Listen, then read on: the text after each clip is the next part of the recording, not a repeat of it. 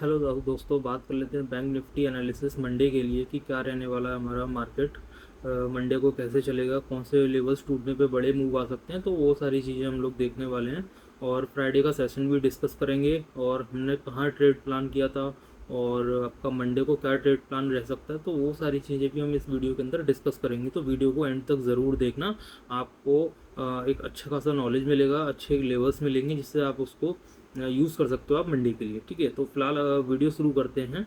सबसे पहले अगर आप एक चीज़ यहाँ पर देखना चाहोगे वीडियो के अंदर मैं आपको दिखाऊँ तो मार्केट क्या था कि दोस्तों बहुत टाइम से एक ही रेंज के अंदर फंसा हुआ था। यहाँ पर ये वाला एक, ये देखो यहाँ से रिवर्सल ले रहा है, ये भी यहाँ से एक, यहाँ से सेलिंग प्रेशर बन रहा है और यहाँ से एक बाइंग मूवमेंटम यहाँ पे दिखाई दे रहा था। ठीक है, ये बाइंग मूवमेंटम यहाँ पे आपको दिखाई दे रहा था, लेकिन अभी फ़िलहाल क्या है कि ये कंसोलिडेशन या एक्यूमुलेशन हो गया। ठीक है, तो यहाँ पे मार्केट ने सस्टेन किया और आपका जो बैंक निफ्टी है उसने ऊपर की साइड में एक मूव दिया और उसको यहाँ पे सस्टेन कर रहा है अभी फ़िलहाल। अब मंडे को हमें ये देखना होगा क्या ये मूव सस्टेन करेगा या फिर आपका ये जो है 58,200 तक भी आपका ये लेवल आ सकता है। ठीक है, तो ये सारी चीज़ें हम लोग देखने वाले हैं। और जो सैटरडे संडे के अंदर अगर आप देखोगे तो कुछ बैंक्स के रिजल्ट आने वाले हैं, जो बड़ी बैंक्स हैं आपका निफ्टी और बैंक निफ्टी को हिला सकते हैं अच्छे से। तो उसमें अगर आप देखोगे तो HDFC बैंक, ICICI बैंक और एक्सिस बैंक, इनके नतीजे आने वाले हैं।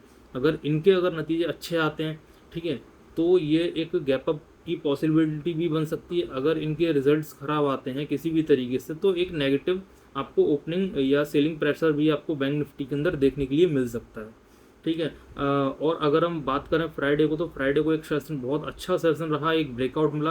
क्या वो ब्रेकआउट सस्टेन होगा या नहीं, क्या बड़े मूव आ सकते हैं या फिर लोअर लेवल को फिर से टच करेगा, तो वो हम इस वीडियो में देखेंगे। लेकिन अगर अभी फिलहाल आप देखो तो 1.5% के आसपास एक तेज़ी अच्छी खासी देखने के लिए मिली फ्राइडे के सेशन को। ठीक है, अगर हम अब सबसे पहले अब हम लोग लेवल्स की बात कर लेते हैं। तो दोस्तों मंडे के लिए हमारे पास क्या लेवल्स रहने वाले हैं, तो आप लोग यहाँ पे ज़रा ध्यान देना वीडियो के अंदर कि मैं क्या लेवल्स बता रहा हूँ और उसके पीछे क्या साइकोलॉजी है और वो लेवल्स क्यों काम करेंगे, तो वो सारी चीज़ें भी आप लोग इस वीडियो के अंदर अभी यहाँ पे देखना समझिए। ठीक है, थोड़ा ध्यान से समझिएगा ये चीज़। अभी अगर आप ध्यान से देखो तो ये मार्केट यहाँ पर ट्रेड कर रहा है आपका 58,600 के आसपास। ठीक है, 58,600 के आसपास अभी आपका निफ्टी, यहाँ पर क्या बोलते हैं, बैंक निफ्टी यहाँ पर ट्रेड कर रहा है। ठीक है, तो जब तक ये 57,930 के ऊपर है, जब तक ये वाला जो लेवल है ये लेवल नहीं ब्रेक होता, तब तक मैं इसके अंदर बाय ऑन डिप्स या इसके अंदर बायर्स ही रहूँगा। ठीक है, मेरा पोजीशन इसके अंदर बाइंग की तरफ ही रहेगा जब तक ये 57,930 नहीं टूटता है। ठीक है, अब बात करते हैं, अगर ये 57,600 के ऊपर अगर थोड़ी बहुत देर भी अगर यहाँ पे गैप अप ओपनिंग मिलती है, ठीक है, अगर सपोज दैट अगर यहाँ पे गैप अप ओपनिंग मिलती है और ये 58,800 को टच करता है, सबसे पहला लेवल तो हमें यही रेजिस्टेंस मिलेगा 58,800। लेकिन 58,800 से अगर रिजेक्शन लेके नीचे की आने की कोशिश करता है तो 57 आपका जो 58,600 का लेवल है, अगर इस लेवल में कहीं भी आपको बुलिश कैंडल या कोई बुलिश फॉर्मेशन दिखे तो मैं यहाँ पर एक बाइंग की ही पॉसिबिलिटी ढूंढूंगा। ठीक है, और अगर उसके ऊपर सस्टेन करता है 58,800 के ऊपर, तो हमारे पास जो नेक्स्ट रेजिस्टेंस होगा आपका 59,250 का रहेगा। ठीक है, ये लेवल हमको मंडे के दिन देखने के लिए मिल सकते हैं। दोस्तों याद रखना, ये लेवल्स बहुत ज़्यादा ही कारगर रहते हैं। ठीक है, तो अभी फ़िलहाल मैंने आपको दो चीज़ें बताई कि 57 आपका 930 के ऊपर जब तक मार्केट सस्टेन कर रहा है, अगर यहाँ कहीं गैप अप भी खुल जाता है तो मैं कोशिश करूँगा कि यहाँ से 57,930 से रिवर्सल लेके ये कोई बाउंस मिलता है तो मैं बाय ऑन डिप्स रहूँगा।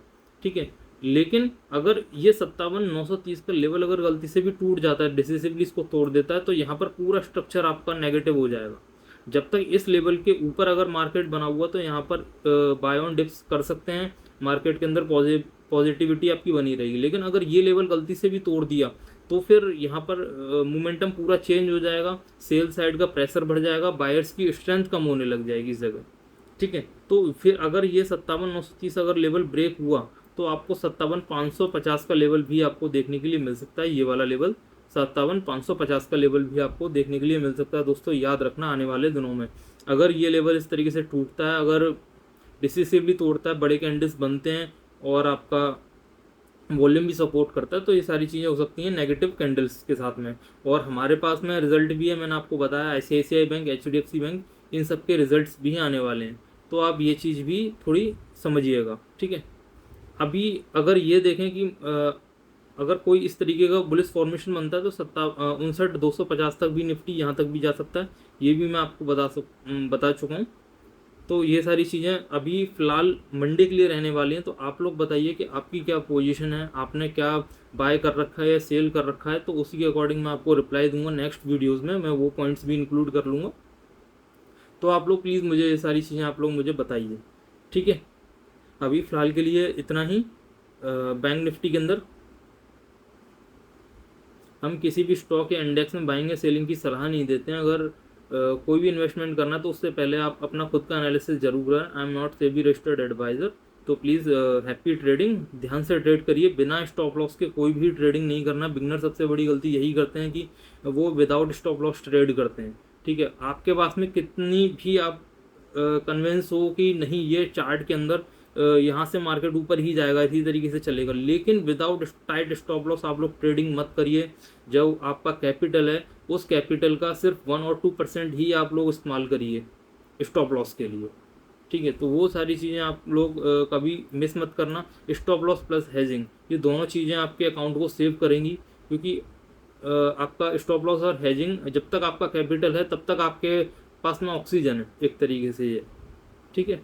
तो हैप्पी ट्रेडिंग। मैं ऐसी